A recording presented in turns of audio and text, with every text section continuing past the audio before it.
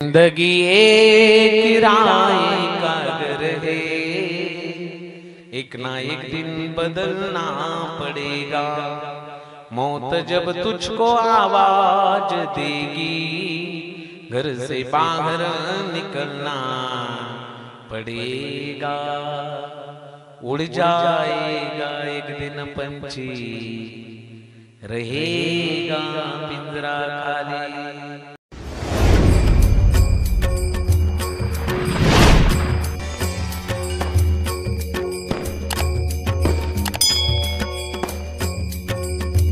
थोडे दिवस चांगले आले म्हणून कुणावर अन्याय करायचा नसतो।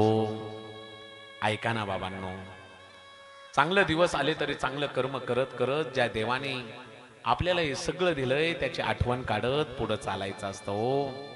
देणारा तोय बाबांनो, घेणारा सुद्धा तोच आहे। ऐका ना, तुका म्हणे आले समर्थाचे मना, तरीच होय राणा रंक त्याचा।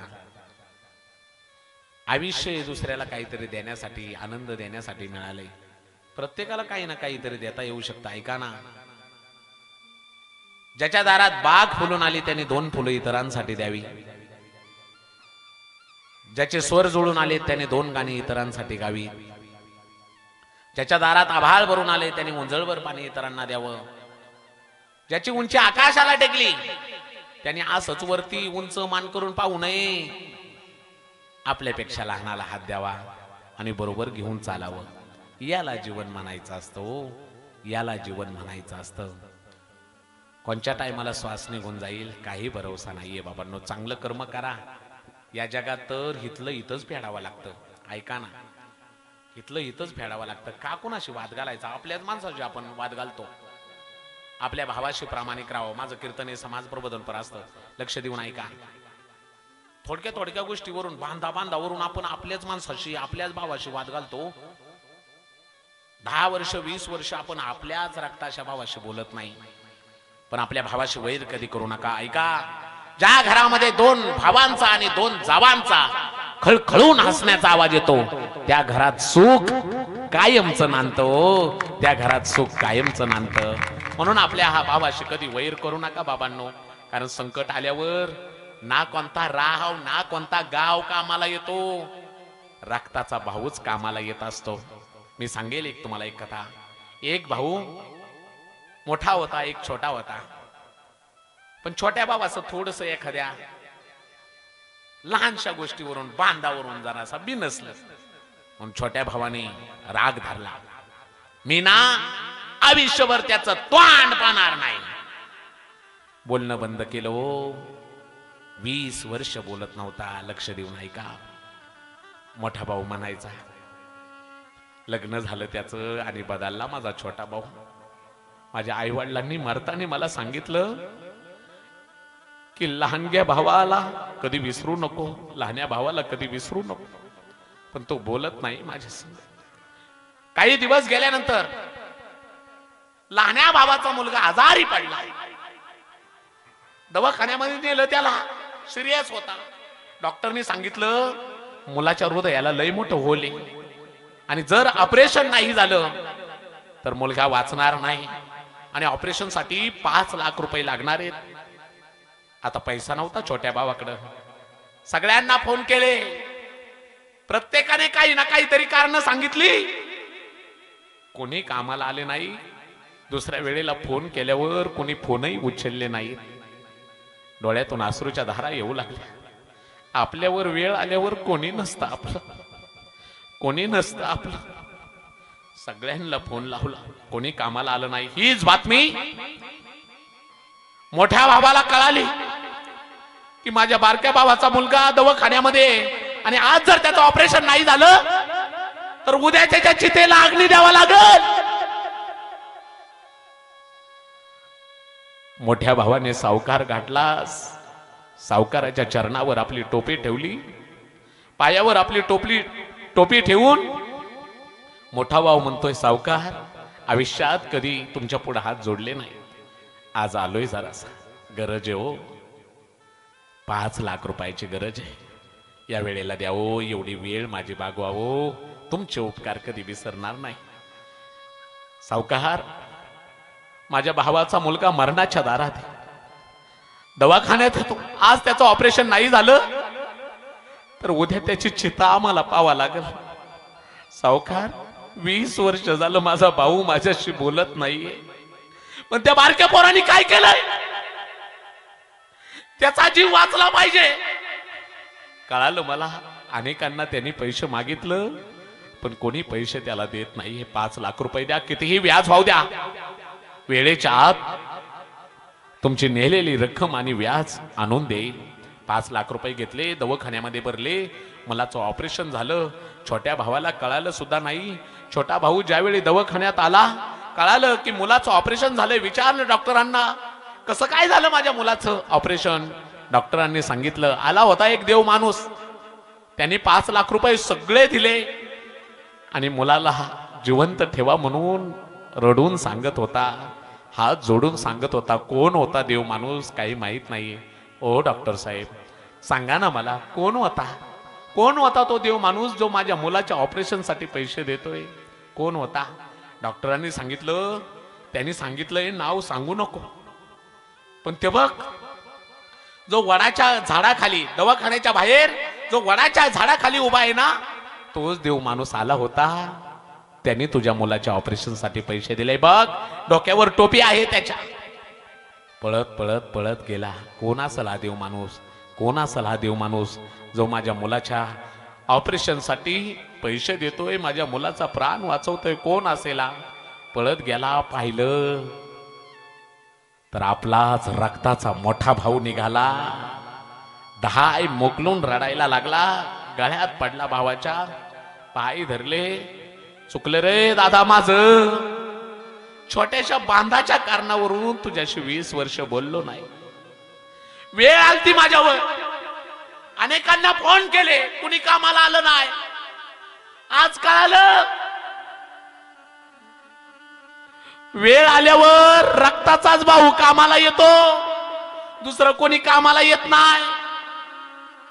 दादा चुकलं माझं, कधी तुझ्याशी नीट बोललो नाही. भेटेल त्याला सांगितलं माझा भाऊ असा आहे तसा आहे, खोटारडा आहे. 20 वर्ष कधीच तुझ्याविषयी चांगलं बोललो नाही, पण आज कळालं, संकट आल्यावर आपलीच माणसं कामाला येतात, आपलीच रक्ताची माणसं कामाला येतात. आपल्या भावाशी वैर कधी करू नका. का वाईट वागायचं? किती दिवसाचं आयुष्य आहे बाबांनो? 50-100 वर्षाचं आयुष्य, आणि याच्यातही आपण वाद घालवत असेल तर काय देवाला वरती जाऊन तोंड दाखवणार आहे? तुम्ही किती काही करा, शेवटी राख होते, एवढंच लक्षात ठेवायचं. शेवटी राख. एकाच गावातली 2 माणसं बाईकवर चालली होती. एक गावातला अत्यंत श्रीमंत माणूस, एक गावातला अत्यंत गरीब माणूस. बाईकवर चालले होते हवेने, तेवढ्यात समोरून भरधाव वेगाने एक ट्रक आला, दोघांना उडवलं. हो, जागच्या जाग्यावर दोघांचा प्राण गेला. पण एकाच गावातले असल्यामुळं त्यांना गावातल्या एका स्मशानभूमीवर जाळण्यात आलं. एक गावातला अत्यंत श्रीमंत, एक गावातला अत्यंत गरीब. माणसं अंतविधी करून घरी निघून गेले. दुसऱ्या दिवशी माणसं सावडायला आले. सावडायला आलेल्या माणसांनी पाहिलं एक विचित्र चित्र. सावडायला आलेल्या माणसांनी पाहिलं, त्या दोन्ही चितेच्या मध्ये एक साधू बसला होता. तो एकदा उजव्या चितेकडे पाहायचा, एकदा डाव्या चितेकडे पाहायचा, एकदा उजव्या चितेकडे पाहायचा, एकदा डाव्या चितेकडे पाहायचा. गावातल्या लोकांनी विचारलं, महाराज असं काय हो करताय? साधूने विचारलं, हा जो माझ्या उजव्या हाताला येतो कोण आहे? महाराज, हा आमच्या गावातला अत्यंत श्रीमंत माणूस. आणि हा जो डाव्या हाताला येतो, महाराज, हा आमच्या गावातला अत्यंत गरीब माणूस.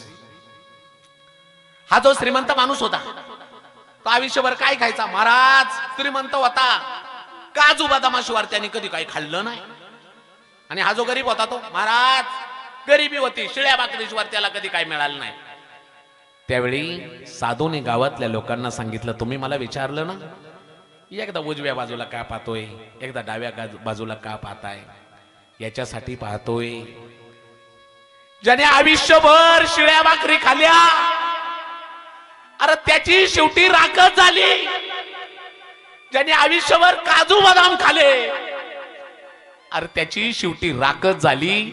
आयुष्याच्या शेवटी जर राखच होणार असेल तर कोणत्या गोष्टीचा अभिमान घेऊन जगायचं? का कुणावर हसायचं? का कुणावर जळायचं? का कुणाशी भांडायचं? शेवटी राख होणारे बाबांनो, शेवटी राख होणारे. एक खादीचे पांढरे कपडे घातलेला माणूस स्मशानभूमीमध्ये आला. रुबाबात चालायचा, खाली त्यांनी कधी बघितलंच नाही. रुबाबात मस्तीत चालायचा.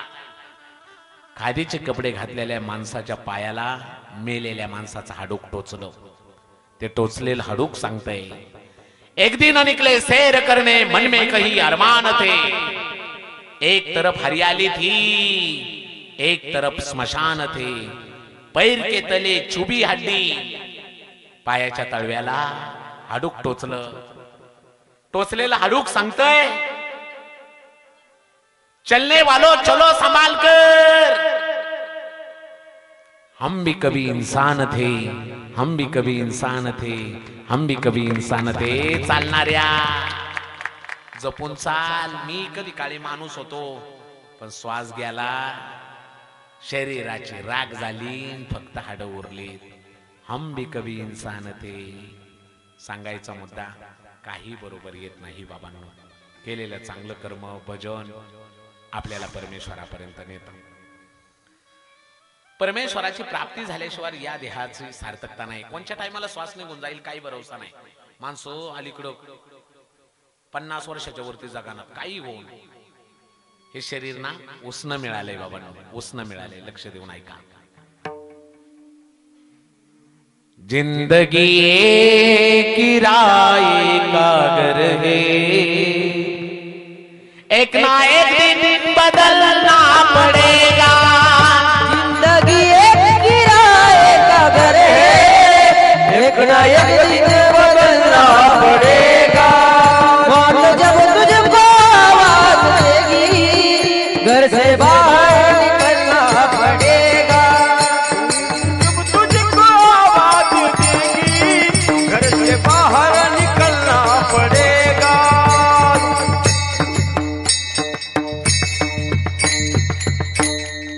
जिंदगी एक किराए का घर है, एक ना एक दिन बदलना पड़ेगा. मौत जब तुझको आवाज देगी, घर से बाहर निकलना पड़ेगा. उड़ जाएगा एक दिन पंछी, रहेगा पिंजरा खाली.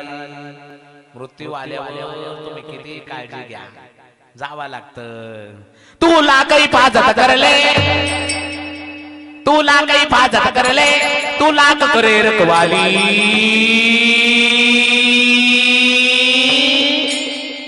उड़ जाएगा एक दिन पंछी रहेगा पिंजरा खाली.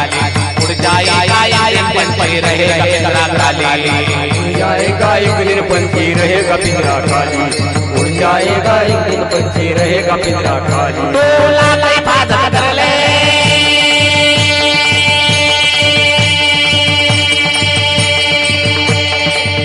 ऐका